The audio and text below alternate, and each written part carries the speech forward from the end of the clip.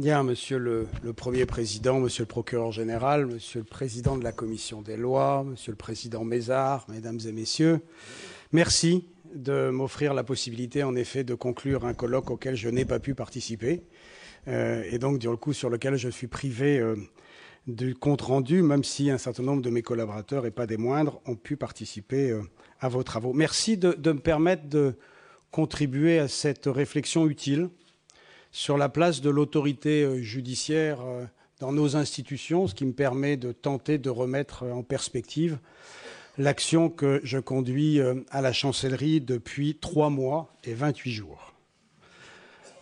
Robert Badinter, qui avait à réaliser le même exercice pour le numéro 74 de la revue Pouvoir, avait choisi quelques mots pour résumer les rapports complexes entre le pouvoir politique et les juges, et ce sur un temps long.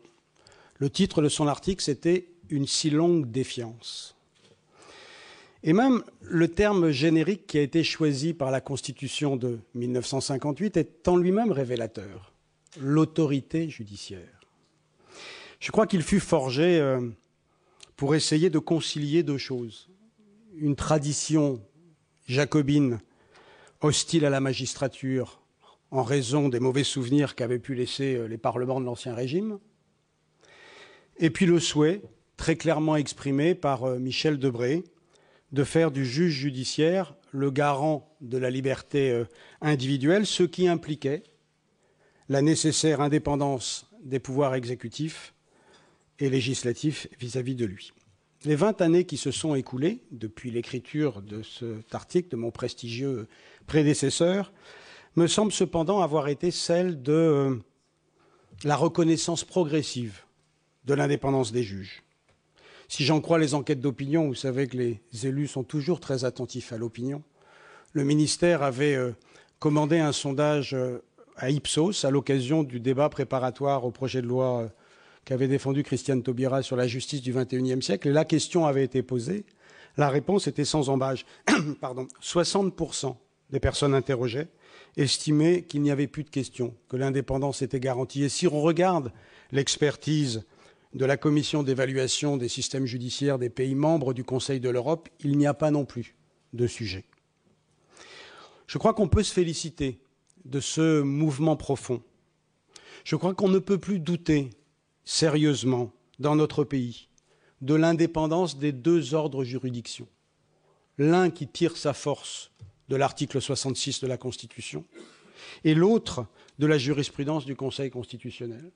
Chacun sait en effet qu'il n'y a pas de hiérarchie dans les normes de la Constitution, qu'elles sont de la même valeur. Qui, par exemple, considérerait la liberté d'association comme un sous-principe constitutionnel au motif qu'il prend sa source dans un principe fondamental reconnu par les lois de la République, élaboré par le Conseil constitutionnel. C'est donc une dualité qui est parfaitement intégrée dans notre architecture constitutionnelle, mais aussi dans notre paysage juridique. Elle reflète ce que le Conseil constitutionnel avait appelé dans une décision que chacun connaît, Conseil de la concurrence de janvier 1987, ce que le Conseil avait baptisé la conception française de la séparation des pouvoirs. Est-ce qu'on peut aller plus loin? Est-ce que, par exemple, il faut avancer vers le modèle italien ou le modèle espagnol? Ou en d'autres termes, est-ce qu'il faut passer de l'autorité judiciaire au pouvoir judiciaire? C'est une question qui, évidemment, n'est pas récente. Nous sommes nombreux ici à nous souvenir que pendant les débats de la commission Vedel sur la révision de la Constitution, le premier président Pierre Drey avait posé de manière très sonore ce sujet. Quelle est la pertinence actuelle de cette réflexion? À mes yeux, je vais nourrir la controverse, j'ai entendu les rapports des professeurs, à mes yeux, l'autorité judiciaire est une institution publique qui assure aux citoyens un service public. Alors je sais la controverse qu'il peut y avoir, le débat que peut susciter cette notion de service public de la justice. Pourtant, ce sont les termes choisis par Jacques Chirac en 1997 quand il confie cette mission au président Truche. Pourtant, le code de l'organisation judiciaire, quand il évoque le service de la justice, il le fait en faisant référence explicite au service public de la justice. Et de fait, les lois du service public s'appliquent aux missions confiées à l'autorité judiciaire. Continuité, égalité, adaptabilité. L'exigence d'indépendance de l'autorité judiciaire ne modifie en rien l'application de ces trois principaux critères de la notion de service public. Et leur application n'entame en rien l'indépendance du juge. Dès lors, si l'histoire va indubitablement dans le sens d'un accroissement des pouvoirs dévolus aux juges, ce mouvement doit-il conduire l'autorité judiciaire à devenir un pouvoir égal au pouvoir exécutif ou au pouvoir législatif?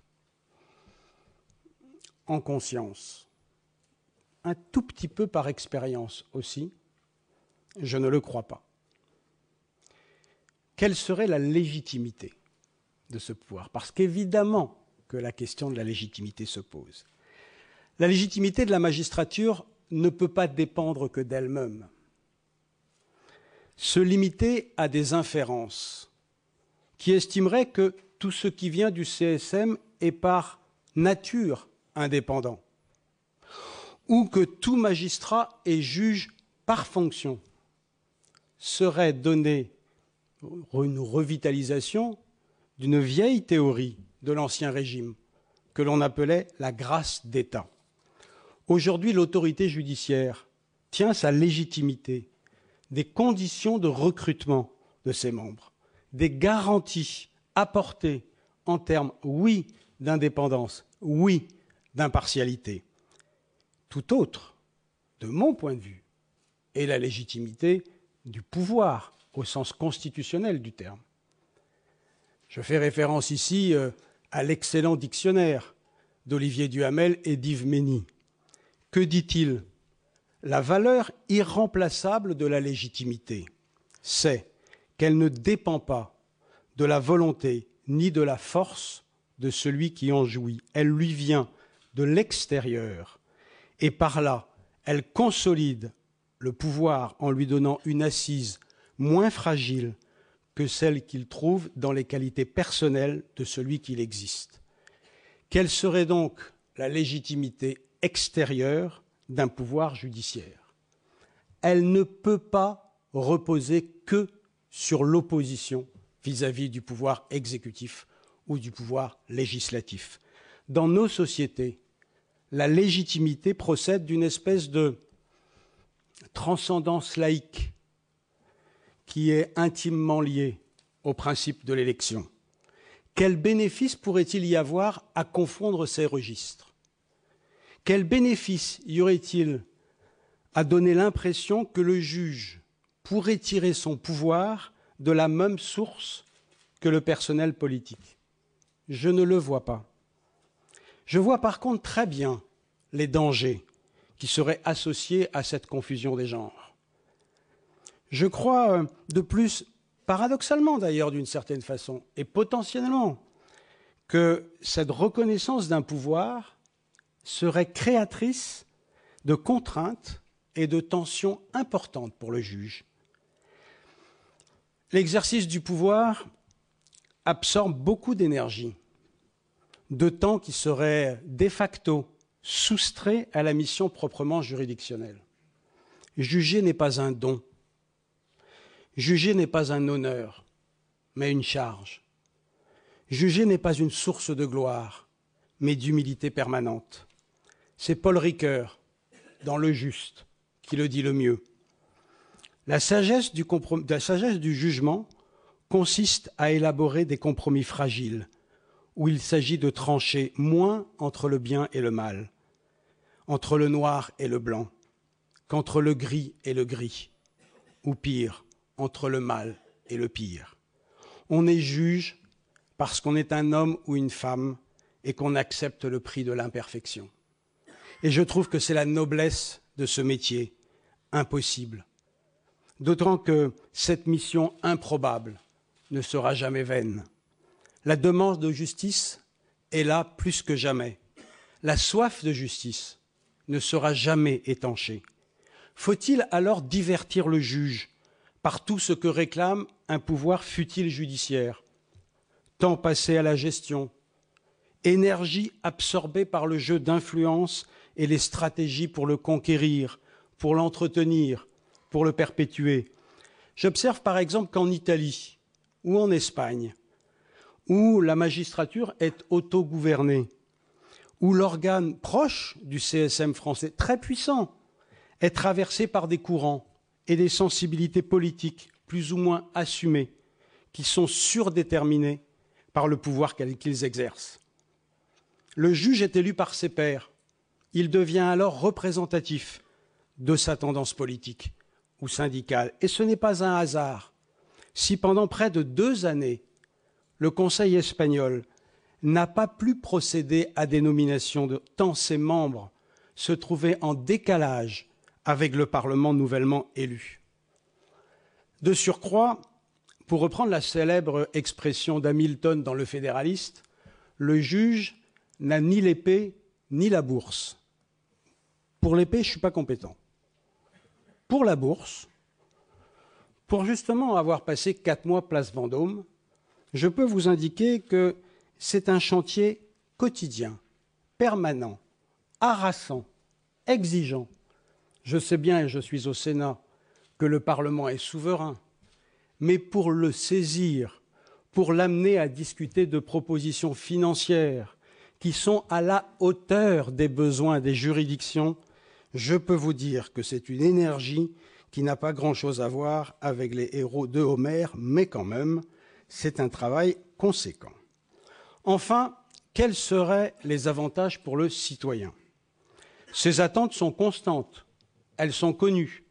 Là aussi, je reviens au sondage commandé par le ministère. Que nous dit ce sondage? Les chiffres sont clairs. Nos concitoyens aimeraient que la justice soit plus rapide. 95% la trouvent trop lente. Ils l'aimeraient moins complexe. 90% la jugent compliquée. Ils l'aimeraient plus efficace. 60% l'estiment inefficace. La mutation que je traite devant vous, est-ce qu'elle apporterait quelque chose à ces aspirations? Vous aurez compris mon scepticisme.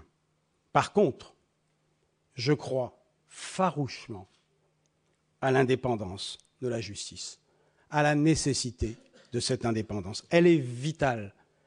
Elle ne doit pas être tenue pour définitivement acquise, notamment parce que dans sa conception même, ce concept est justement susceptible d'interprétations diverses. L'indépendance de la justice, est-ce qu'il faut l'entendre comme l'absence de toute influence du pouvoir exécutif sur l'autorité judiciaire? Ou est-ce qu'il faut l'entendre comme l'autonomie de chaque juge qui doit être libre d'appliquer la loi selon sa conscience? Dans un cas, il s'agit alors d'une indépendance collective et externe qui concerne la magistrature dans son ensemble par rapport à un autre pouvoir. Dans l'autre cas, il s'agit d'une indépendance individuelle et interne du juge par rapport à sa hiérarchie. Ainsi, l'indépendance et les relations avec le pouvoir exécutif se posent en termes différents, selon que le pouvoir judiciaire ou l'autorité judiciaire serait censé résider dans la personne du juge ou dans le corps des magistrats. Cela change tout, la nomination, la promotion, la conception du jugement et bien sûr le rapport au pouvoir politique. Voilà pourquoi, comme président de la commission des lois, j'ai soutenu, comme garde des Sceaux, j'ai relancé le processus de révision constitutionnelle du Conseil supérieur de la magistrature pour que les conditions de nomination des magistrats du parquet soient alignées sur celles de la plus grande majorité des magistrats du siège.